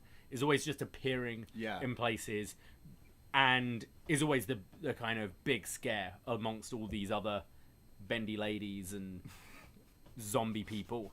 Part 1, I fucking loved this. This was so ridiculous. Yeah, this is nuts. This isn't really wrestling. It's just a wrestling character. I'd like to go back because I felt some of the scares just seemed like typical horror maze. Wow. Yeah. And then others, you had things like the Tricycle and Blair Witch Project. I want to look back and see if like there were more movie references. Yeah, Us. I want to see how many more there are. But I thought this was great. I think Dexter Lumis is not going to be my favorite wrestler. I don't think he's going to be on many people's list as favorite wrestler when it comes like bell to bell. But you've got to give this guy credit how he's been in NXT for how long now? Yeah, he's never said a word, and it's still kind of somewhat interesting in kind of this scenario. Yeah. So I think they've done a pretty good job with him, and just the perfect foe in Cameron Grimes, who's just so entertaining, running around being piss scared of this guy. This was like a movie. This was like a TV show, like a guy running through. It's like when you watch a normal TV show that isn't a scary thing, and then they have their Halloween episode. It's like a Treehouse of Horror, really. Yeah. This was that Haunted House of Terror. This was so much better than the Randy Orton Bray Wyatt one. Oh God, that did this WrestleMania? match. No, they did a Haunted House. Oh match. right, yeah. So much better than that. It was a lot better than a lot of the other like cinematches this year. It's not that hard. You just hire people that actually know how to do this stuff and then just film it properly. I thought this was a lot of fun. Obviously, we love our horror movies here, and it did. This whole show did justice, but this did justice of horror meeting wrestling for whatever reason. But it's to be continued. Yes. So we got it. We'll talk about it what later. happens later, because Cameron Grimes just made a break for it. He's just running away from this van. So we'll find out what happens later with that. But it's time to find out who's the biggest, who's the baddest, I have Big Lass Wrestling. Big Lass Wrestling. Usually we say Big Lads, but we say in Big Lasses Wrestling because it's Rhea Ripley versus Raquel Gonzalez. 1-on-1. We're going to find out who is the baddest in NXT. Raquel, I'm not sure if she's in costume, so she's also a heel here tonight. Yeah, she didn't make an effort. Yeah. No. Yeah. No. And Rhea Ripley just stuck the Babadook on her pants. Rhea Ripley's got like the Babadook on her like on her pants. Her pants. Yeah. Is it the It is the Babadook. You thought it was something I thought else. it was Momo. Momo. I don't know. It didn't have the hat. The Babadook's all about the hat. Cameron Grimes is the Babadook. I'm I'm surprised there was no Babadook reference in that haunted. Yeah, true. Maybe there was. Maybe we missed it. Yeah, we gotta watch that back. So it's Rhea Ripley versus Raquel here, 1-on-1, and Rhea Ripley is kind of dominating Raquel, but she then drop kicks Raquel to the outside. They're then fighting around the ring, and you know how there's that like glass or plexiglass or whatever glass plastic, and like now there's like a cage wall for the crowd there. Yeah. By the way, the crowd has like fake mannequins with Halloween costumes on, which is the attention to detail tonight was above beyond. But Raquel picks up Rhea Ripley and power bombs her against the cage part here. Looks great, and starts beating down on Rhea Ripley here. When they come back from commercial break, they do that pan of the graveyard where they're like, "Hey, we're back," and come through and then go back to the match, which I was like, "Oh, that's so awesome." Gonzalez has Rhea locked in the gory special. I absolutely love this move, but she doesn't quite hit like the Shingo Noshigami type move, like the gory special, the gory bomb. Yeah, she doesn't do that. She should. Looks great, but somehow Rhea gets out of her submission, fights back, and then locks in hers, which is the prism trap. But somehow Raquel manages to eventually fight out of that. She picks up Rhea and hits the Tour of the Islands. There's another G1 reference there for you. Hits the Tour of the Islands, the power slam, but it's only a 2 count.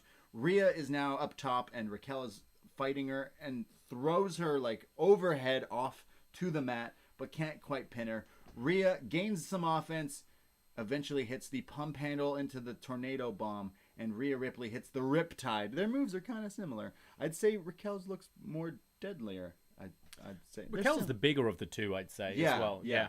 But it's Rhea who hits the Riptide and pins Raquel.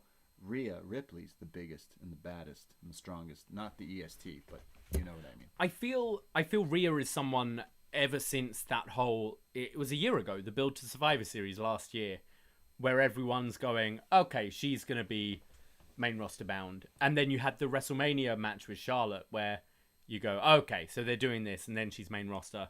I feel she's been...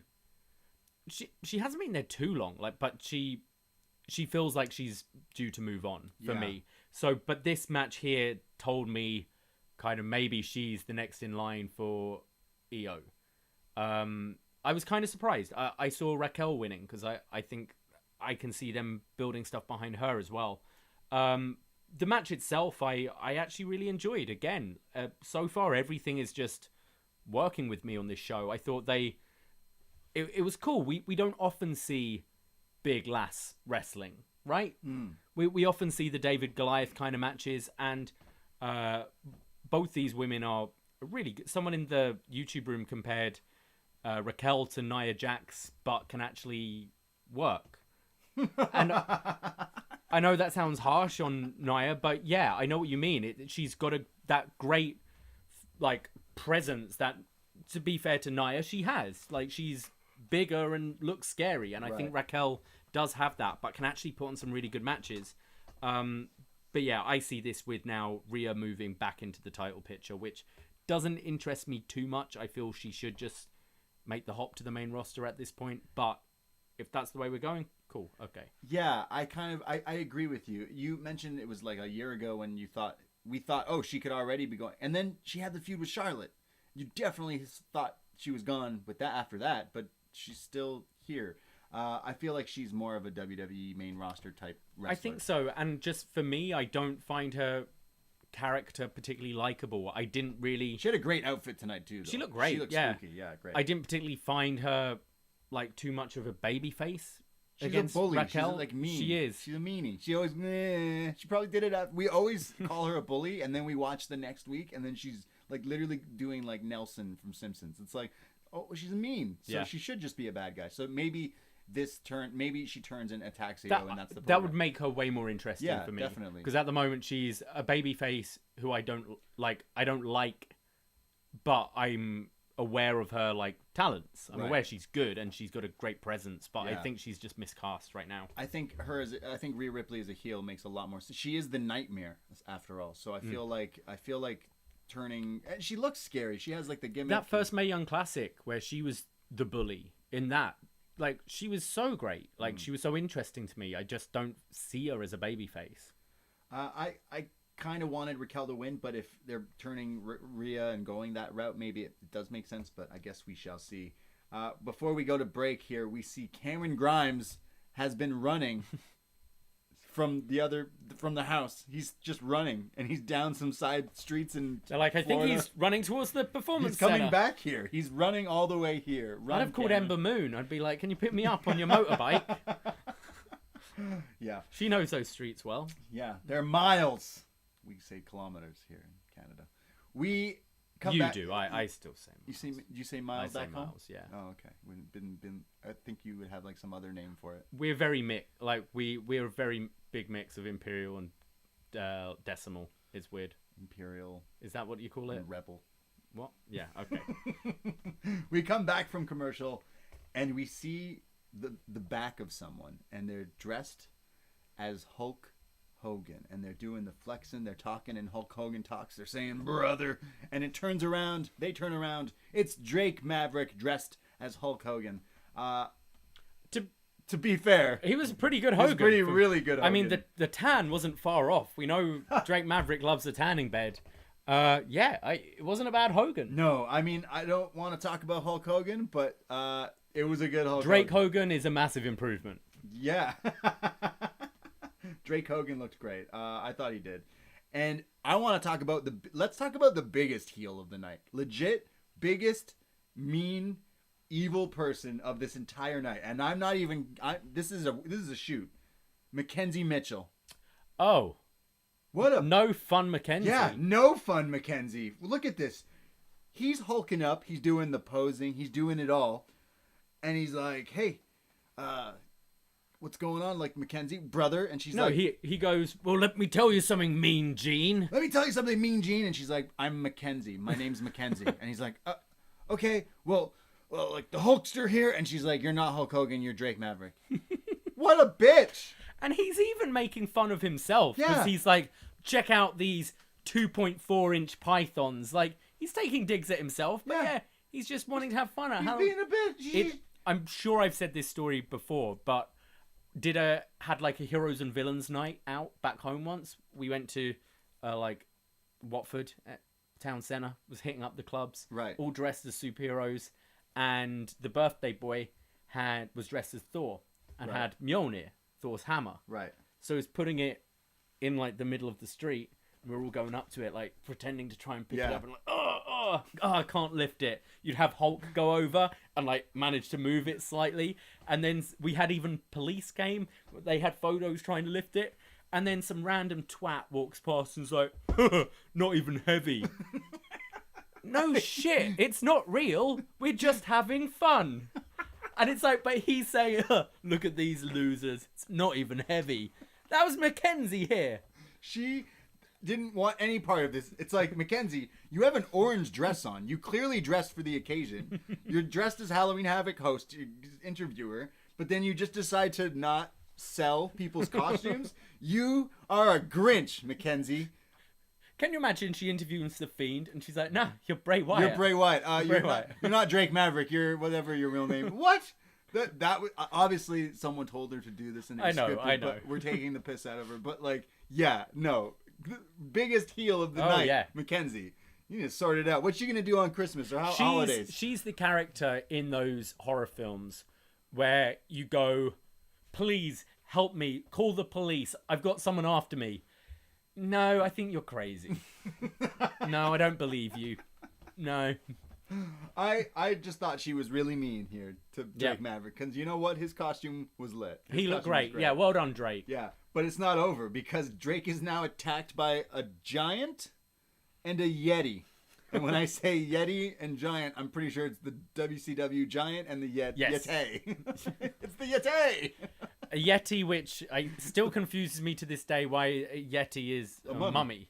Yeah, they're very different things. Yeah, wait, why was the Yeti a mummy? I don't know. He was a ninja as well at one point, I think. So they like sandwich Drake here, squash him, and then the camera pans and we see the Shockmaster, who takes off his helmet, and it's Killian Dane, who now looks over at Drake on the floor and is like, "That's a good one," and just kind of like walks it, and he says, "You fell on your arse," and then walks away. Well, great costume. No, Drake had a go at Killian first, because he was like, "You're meant to fall over." Yeah, and so he's like, don't "I'm not look. falling." I set all that stuff up. He's like, "Nah," and then Drake falls. Their costumes are great. And I love these guys. This was a proper spot for these two. Like a good little. And actually, Dane's starting to show off more personality. I think he's getting more comfortable. In the role as well. Kind of look like Killian Dane right now. Yeah. I got no shirt on. Does he wear a vest? He wears a vest. Oh man, I could be anyone in a vest. You've got the hair of Killian Dane as well. On my body. On your body. Not quite. It says you, Austin Powers. We have a lot of body hair on our YouTube live tonight. That's for sure. I don't have quite the back as Dane. No. Like it's as furry as your vest. I bet Matt Bloom likes it. Not Matt Bloom. That's his name. Yeah, Albert, Matt Bloom. Yeah, I bet he loves him. Yeah. So everyone wanted us to be Drake and Killian Dane, and we said no. That's why we ended up the way we did. So let's just be happy. We'll be. You know what we'll be next year? I'll be Killian Dane as the Shockmaster, and you be Drake as Hogan. No, I think Killian Dane and Fandango. We can just recycle this. What am I going to do with this hangman wig? Who can I be? Anyone? Edge? Triple H? Yeah, literally there's a lot of uses. Any wrestler who had long hair? Yeah, exactly. I'm excited. We then cut to Cameron Grimes, who's now ran the entire way. He's full on gassed. He's all sweaty. He shows up to the CWC, walks past the crew. He enters the arena. He's been running the whole time. He's out of breath. He's huffing, he's puffing. But as he makes his way to the ring, he walks through the graveyard. And, well, the demons and zombies, ghouls and goblins have all followed him. The bendy ladies. The bendy ladies are here. The Halloween Horror Night people are here. The lights all change. It's now dark and spooky. There's smoke machines. It's full on. Oh, Wade is losing his mind about these smoke machines. He brings it up about 3 times because I assume where he sat, he's just completely covered. And he's like, I can't see a thing. It looks like when we hotbox the BDE. We don't do that. Yeah. We're respectful. Grimes is terrified of all these, the shot here. So now it's like we've left the haunted house cinematch and it's come back to the actual ring. So it's like changing it from the film to more so the live atmosphere aspect here. And he's trying to escape all these scary women dressed as zombies chasing him and goes into the ring. But it's filled with smoke, the fog, the mist, if you will. And Dexter Lumis appears and he attacks him. He starts beating down on Cameron Grimes here, who keeps trying to escape. And then there's the zombies and everywhere he's running here. It's all like gimmick. The set we mentioned is all, there's a graveyard and stuff. He's running and it reminds me of the Thriller music video. There just need to be more red leather. And we'll get more red leather in a little bit. We definitely see, guys, I'm pretty sure Graves hits the cave-in on a zombie. Grimes. Sorry. Grimes hits the cave-in on the zombie, like the zombie from ECW, like the zombie. It looks like him. Oh, is it from... It looked like him. I thought it was one of the women. Oh my God. You thought he came But yeah, this is where it became like a weird wrestlers versus zombies arcade game. Yeah. Because Grimes is just people running towards him, so he's hitting the cave-in. Beth had quite a good line because she's like, to Vic and Wade, you should be getting out there, guys. She goes, zombies eat brains. I think Grimes might be okay. But you guys should get out there. And that's when Wade also, he's like, they hit the cave-in on the zombie. He's killing the zombies. And Wade yells, can you kill a zombie? Can you kill a zombie? As Grimes hits the cave-in, he gets into the ring and then once again walks backwards into Lumis. And Lumis hits the Uranagi into the arm triangle submission hold known as the Silence. And Cameron Grimes passes out. He doesn't even tap out. He just goes to sleep. The silence. The sounds of silence. And Dexter Lumis wins this match. The Haunted House of Terror match is over. So I put up a little poll on Twitter after this match. Because these kind of matches divide people. We saw with the Dinner Debonair last week. You either love this stuff or you hate this stuff. So I put thoughts on the Haunted House of Terror match. Lit or trash? And 29.5% of people thought it was trash, which meant 70.5% of people thought it was lit.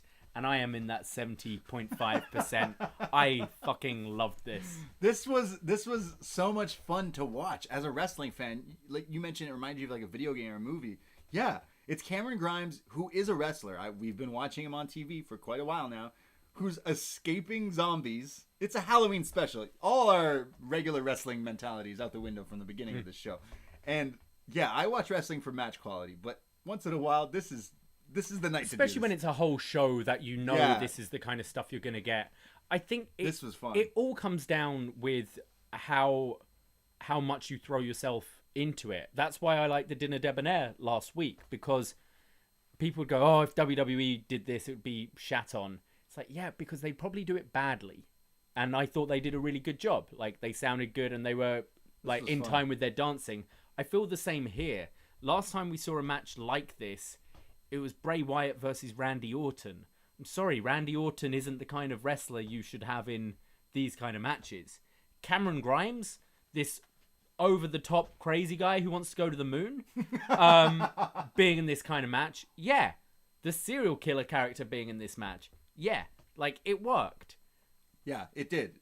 But you don't want to put, like, I don't know, Bobby Lashley in this. It wouldn't be the same, you know? Exactly, it would be terrible. But it perfectly worked with these two characters. I liked a lot of the scares. I loved all the bendy zombies. Shout out bendy zombies. Shout out bendy zombies. Yeah, I don't know if I'd be running away from those zombies. Okay. Some of those zombies. Also, someone in the chat, Frank, has reminded us that the ECW zombie has actually passed away. So rest in peace, ECW zombie. Yeah, this was a lot of fun. This was so much fun. A guy escaping, going through. I was getting all these horror movies. You're mentioning the earlier part with, like, it reminds you of movies. It's like it's Night of the Living Dead, Dawn of the Dead, whatever. It's like so much fun. Mike Hogan in the room, who I forgot to mention was dressed as Pete Dunne tonight. Oh yeah. He just kept saying, "Don't break your fingers." He pointed out there was one point where one of the zombies was kind of in the corner of the room. It was very like Hereditary. Yeah. So yeah, loads of other little all nods. These things. Yeah. I would have liked if Grimes hit the cave in on multiple zombies. I thought that would have been really on the bendy really ladies. Cool. You just really wanted to see. Oh, sorry, that was right. One of the bendy ladies did a crossbody as well. Right. Oh, right. Got, yeah. like zombie pressed. They did a koala challenge. Dexter Lumis yeah. was like hosting this zombie lady who like climbed around all over his body, koala challenge, and then he pressed her into Grimes, which is just funny to watch. Yeah, this is so ridiculous. Would I say like this is a wrestling match? Not really, but it was so much fun to watch. This was very entertaining. It reminded me of everything. The only thing I wanted after, because of like the way it was like the contortionist, us watching at home, we're like laughing because the contortionist bendy ladies, if you will, are like crab walking and all that stuff towards him with their scary fake. It's very Thriller, right? And at the very end, it said like finished, right? Like an old school horror movie when Dexter's standing tall. I would have wanted the end. Yeah, the end. Sorry. Yeah, sorry. Finished. Finn. The end. And it basically, I wish you got the end of Thriller where you think it's all over, and then Michael Jackson turns and he sees the evil. I wanted like something like that as just the last bit of it, but this was great. I think I would rewatch this like every Halloween. We did a top 5 spooky moments. This show would be all over that top 5 spooky moments. We did a top 5. We recorded it today with John Cena talking about spooky moments in wrestling. This whole show would top. It was great. I love this. I mentioned the show needed more red leather, so that's what we just got. Shotzi Blackheart in her final costume change of the evening is in like a Britney Spears / Oops, I did it again. Devil. Yeah. Oh man, I saw Britney Spears in Vegas, and she does every time as an angel. She's flying in the air as an angel, and then she drops, and when she hits the ground, her like backup dancers all huddle her, and then they fall back, and there's flames, and all of a sudden she's changed into the red leather. Oops, I did it again. Fantastic bit of the show. That could be another costume for us next year. Yeah, different Britney. Angel and the Devil, Britney. Yeah, it'd be great. So Shotzi's pretty much that. She's the devil. She's got devil horns on top of this whole like red leather Thriller type thing. Looks great, and she says, don't go anywhere. Don't change that channel. When we come back, we're gonna get into this spinning the wheel business, but not quite. When we come back, it's a what did you know? You know, WWE is like, did you know? This one actually was informative. Okay. This one said, this is the unlucky 13th Halloween Havoc. Ooh. That means that the first Halloween Havoc was on October 28th, 1989. And it's now the 13th one. So, I'd have been a month old. wow. Did you watch? Yeah, I think so. Yeah, loved it. We have a video. Before we go to our main event, there's one more thing to talk about. And that is this video sent in by Tommaso Ciampa. He says, colors remain black and gold. It doesn't matter if, we're talented here. NXT has changed. The talent, it's still here, but the attitude and the culture, it's all changed, and everyone walks around like they're owed something. Well, it's out with the old, in with the new, huh? You're hungry.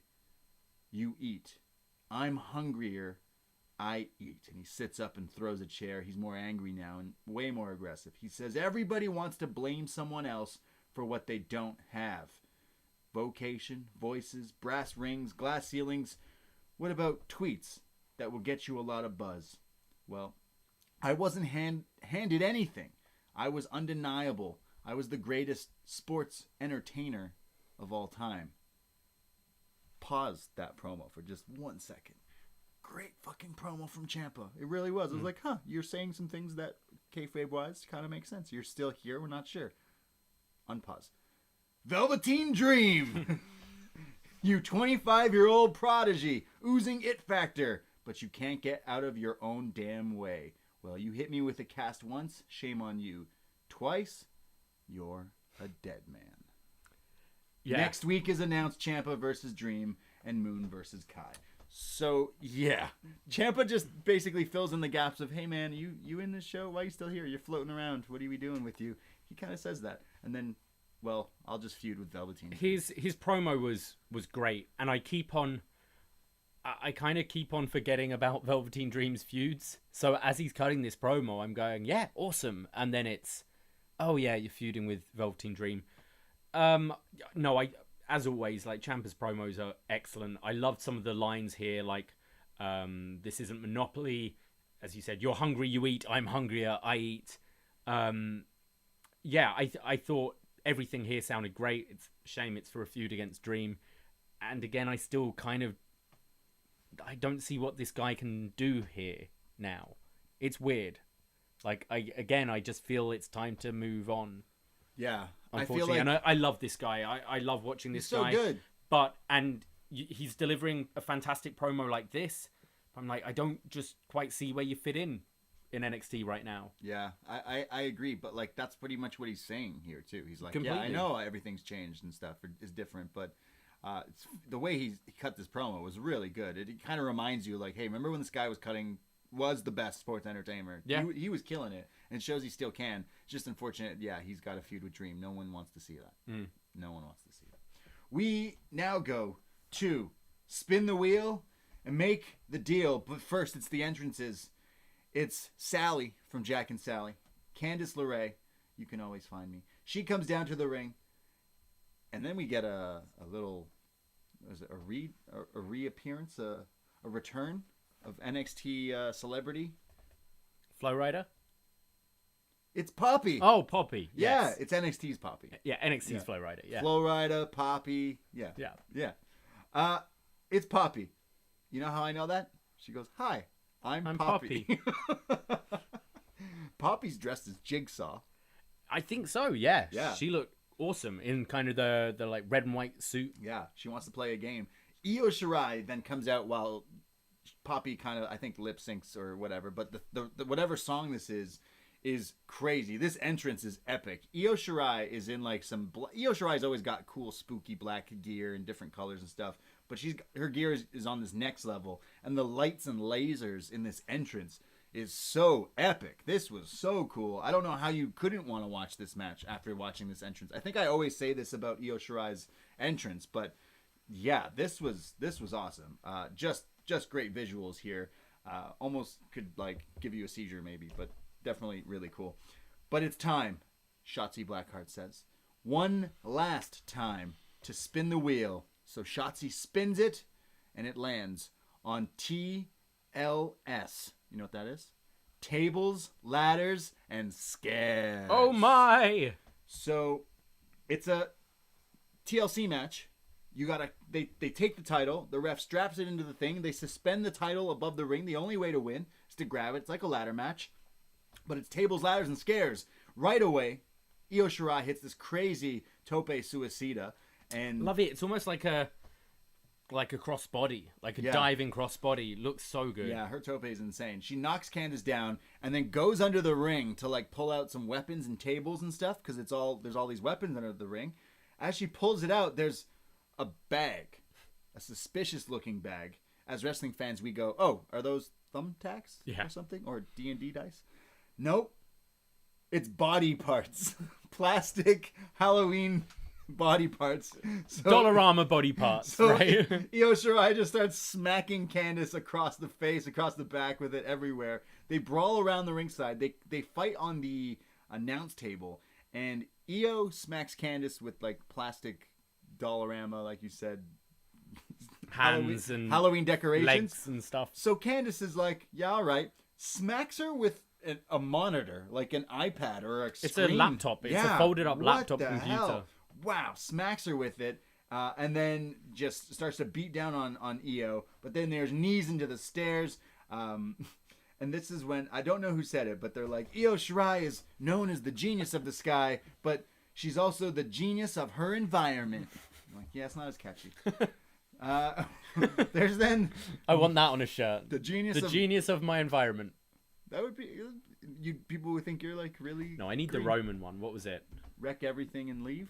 Like show up and win, I think. Show up and win. That's the one I like. Yeah.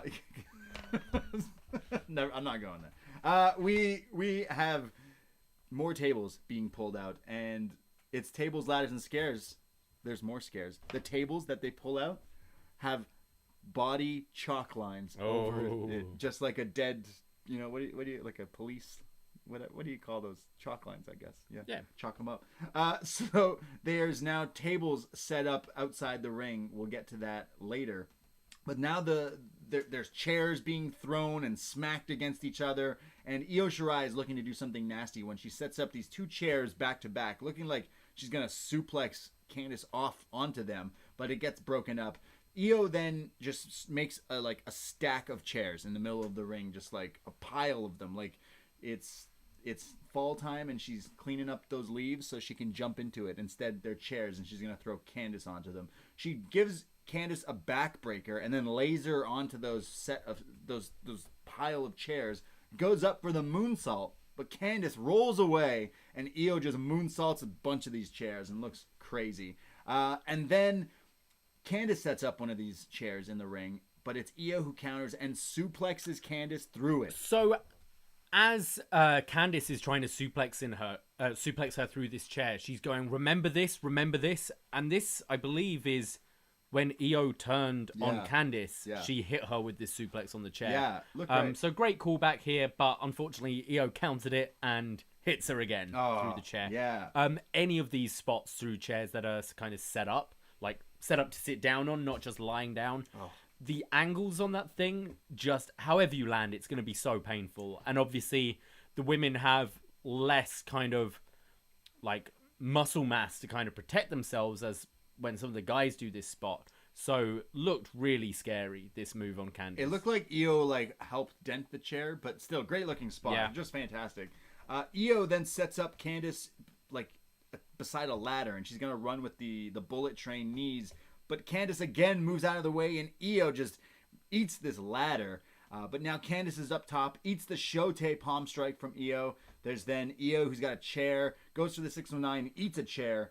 Then there's like a spinning chair dragon leg whip of some sort in the rope. So Candice is kind of on the apron and kicks her leg in, and Shotzi traps it with the chair and traps her ankle in, and then uses that for the dragon screw. Yeah.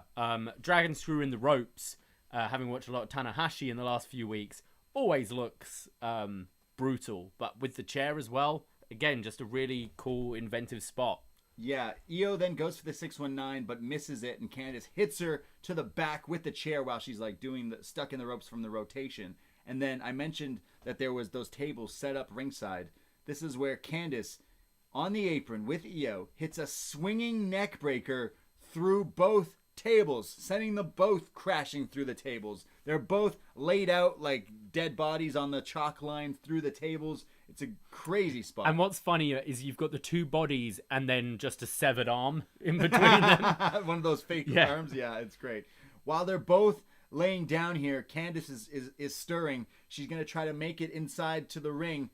And we have the return of Ghostface. Oh. Ghostface shows up. It's Scream, Stab, whatever you want to call him. The Grim Reaper with the Ghostface. He goes to help Candice climb this ladder. He's like, here, climb. And he's helping her. But our ghost host with the most, Shotzi Blackheart, still in the red leather, gets into the ring, gets involved, attacks Ghostface, and ends up electric chair dropping him onto these chairs, not leaving him out, taking him out of this scenario. And is like, no, Candice, you're not doing it this way. Io then sets up a new ladder and tries to climb up to that, and they're now fighting up top. Candice and Io both on different ladders trying to grab the title. And Io shoves Candice's ladder. Therefore, Candice goes flying through the air, out of the ring, through another ladder, crashing through it. It looks like she took this knees first. Oh, it looked I don't very, know how very she took it. painful. This looks scary. She goes flying, crashing through the ladder, laid out. Io Shirai grabs the title and retains. Io Shirai, still your NXT Women's Champion. Wow, what a spooky match, but what a bump Candice took at the end there. That looked nuts. After the match, Io Shirai standing tall, and even Johnny comes down ringside, is checking on his girl, on his wife, and we get Io Shirai celebrating with the title as we go off the air. I was kind of surprised, especially with the introduction of Ghostface earlier in the night and Johnny winning. I actually saw this as Candice winning the title to close the show. Great match, though. These two have such good chemistry. Both are fearless. Like, Candice has been through a lot of like street fights in her time. Like, she's been known for the kind of the sort of hardcore match against the Bucks and stuff like that. She's not afraid to get hardcore if she needs to. And I feel Io's the same. And we've seen them in a proper match twice now, so it was about time we saw them have like a plunder match as well. And I thought this was great. It was a solid like TLC match anyway, but then had all those spooky elements too. I thought this whole show, I haven't been negative about a single element of it. I really enjoyed it. I thought it was such a solid effort from NXT tonight. Look, this match was a lot of fun. Io Shirai and Candice have amazing chemistry. They could wrestle a million times and I'd still be interested. I'd still watch it. They'd still come up with new things. And they somehow landed on tables, ladders, and scares. That's what they decided to do tonight. And it was a funny, like, gimmick match, to be honest. We watched Spin the Wheel, Make a Deal with Vader and Mick Foley. We did the review on our Patreon this month. And it ended up being like Texas Death Match. And it's like, okay, well, you're just doing a street fight then. And that's like earlier in the night tonight with Johnny and Priest. So I'm happy they just didn't do that. And it at least gave you some sort of gimmicky thing. And then we got that with like the body parts and the tables and it was funny. And I liked with these two, because normally when we'll have like a hardcore match on Raw, you'll throw out your comedy acts to do this Halloween street fight kind of thing. Yeah. What I liked is having two more serious wrestlers, but it's like, okay, the NXT tech crew have to set up all this stupid Halloween gimmick stuff. Yeah. But there's still serious wrestlers going in. It's like, all right, what do I have in this bag? Fucking plastic arms. Great. What am I going to do? Guess it will still hurt. If you hit him in the face, yeah, it'll hurt. I really enjoyed this. This match was a lot of fun. I'm happy that Io Shirai retained the title, And I know it looks like NXT's not part of Survivor Series, but Io Shirai is still the champion. I'm not mad at it. The feud could still continue if you ask me. Again, I'll watch them wrestle all the time. But it felt kind of final to me. Sure. It's wrestling. I mean, you can always turn back, but it felt kind of final with me. But yeah, I would say the main event, the ladder match, was my match of the night, just because it still had the wrestling element where it was a good match. But I'm not taking away from anything. I know this whole show won't be everyone's cup of tea, but it was, to me, a nice checkout, which wrestling lately hasn't really done that. I'm like, something's missing in this COVID era of wrestling. And finally, they just decided, well, it's Halloween. Let's just have fun and do Halloween spooky shit. And it was awesome. Do you see them say this time next year we're back to pretty much full capacity with attendance? Do you see them doing this as a takeover, or do you see them doing it as just a regular NXT? In other words, could you put this in an arena and will people pay for it, or do you think this will stay as a Wednesday night little thing to bump the ratings a little bit on a Wednesday? Well, same with Great American Bash and that kind of thing. Right, yeah. I would want to go to one of these. This looks like a lot of fun. Imagine the graveyard and stuff. Obviously, you wouldn't be able to set it up with the crowd. Luckily, they could set up the gimmick stuff because there was no crowd, right? Like, half of this stuff was there because they had room. So, this was such a great idea for them to just do. It's like, well, it's Halloween. It's a thing. It's been a thing. Halloween Havoc. I would say it was one of the best ones, realistically, because it had your silly, gimmicky, spooky shit, but then there was still the progressing storylines. They had a perfect balance. I think they had a good balance. The wrestling was all solid. The only thing that wasn't a really proper wrestling match is that Haunted House of Terror, which was so well done and entertaining, and still had wrestling elements to it. But all the others were just really good wrestling matches in this setting. I think the YouTube room is saying that they kind of feel this would be another Wednesday night next year. Every year NXT. They're going to do this again. It's kind of in what kind of environment are you going to do it? This was a home run for me. This show, I thought they did such a good job. Yeah, how did you not have fun watching some of this stuff, laughing and some of the spooky stuff, the production value, the way it was shot, the edits, the videos, everything was so fun. I don't think I've had as much fun watching a wrestling event. You said fun a lot. It is. I can't stress it. That's what this is supposed to be. And half the time, I tried. We did our Hell in a Cell show, and I was like, man, this is why I don't watch some of the stuff, because it's not fun to watch anymore. Wrestling, a lot of it hasn't been fun to watch, and it was the complete opposite. This was, you said, a home run. Absolutely. This was definitely one of the highlights of the year of wrestling for me, and it wasn't even because of the wrestling, and it's so weird. It was because it was all spooky and cool shit and great costumes. And shout out Shotzi Blackheart, because she was awesome. She was great. Yeah, she was such a great host and the laughs and the evil looks and all the stuff. She is fantastic. She should be next in line. She should just get a title shot for doing this.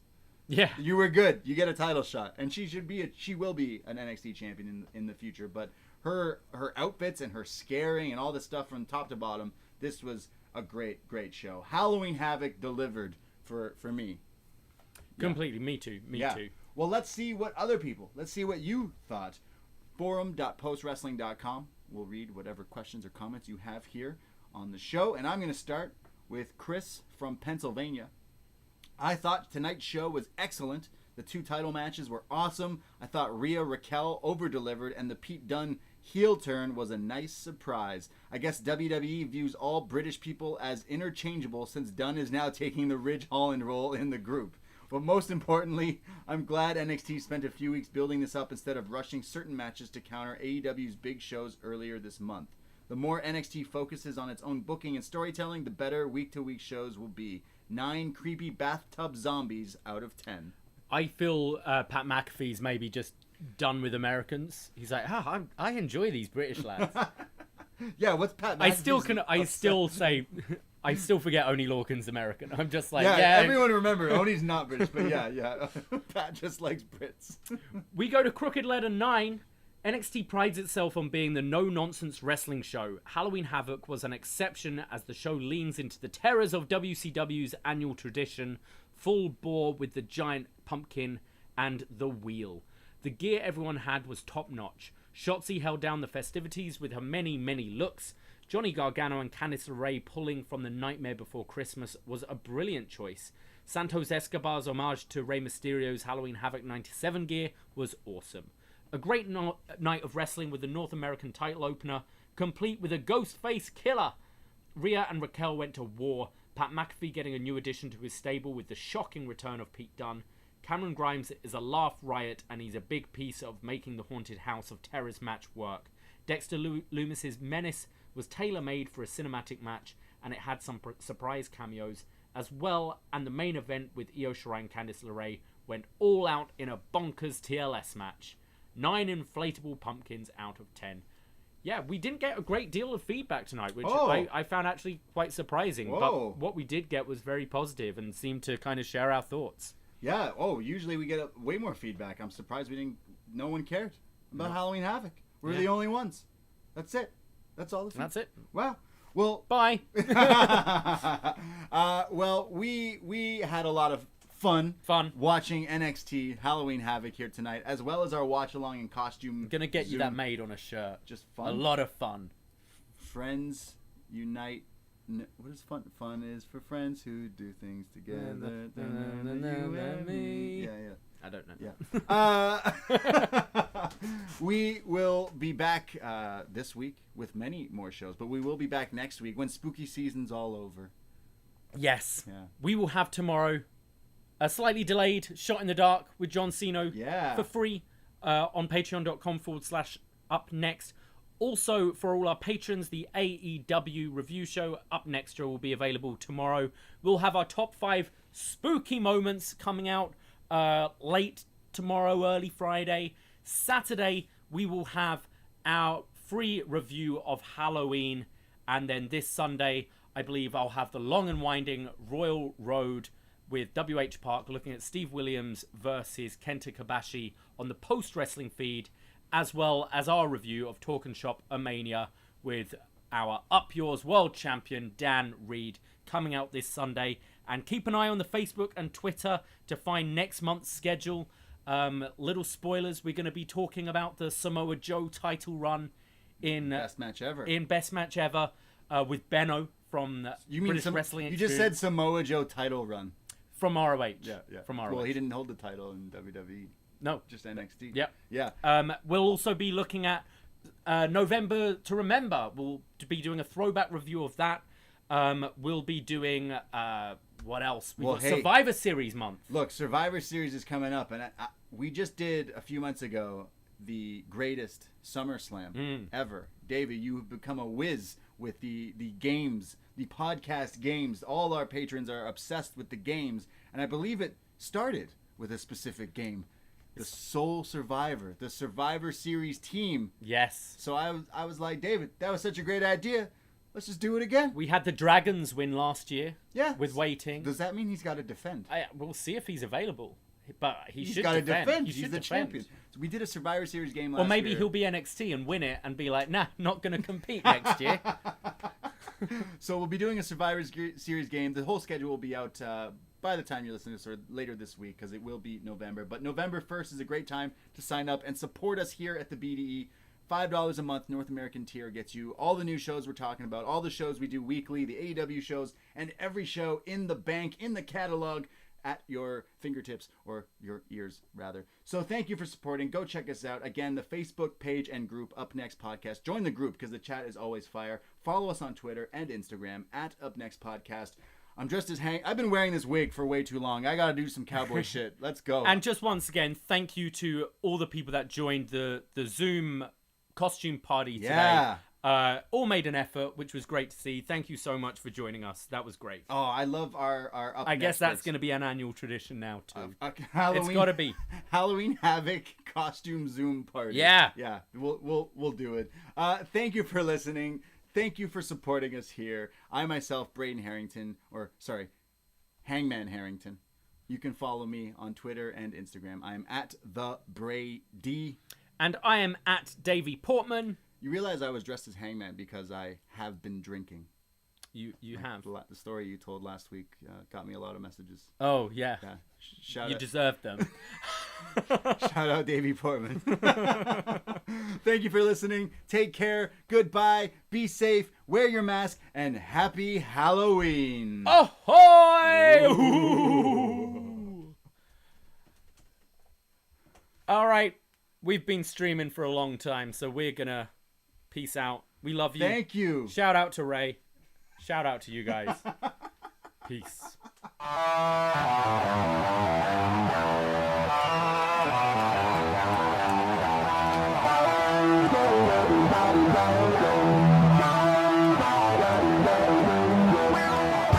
First time in a long time, but back like I never left. Taking each day as it comes, you know me, I don't read ahead. Watch me burn down everything, BDE on the TV set.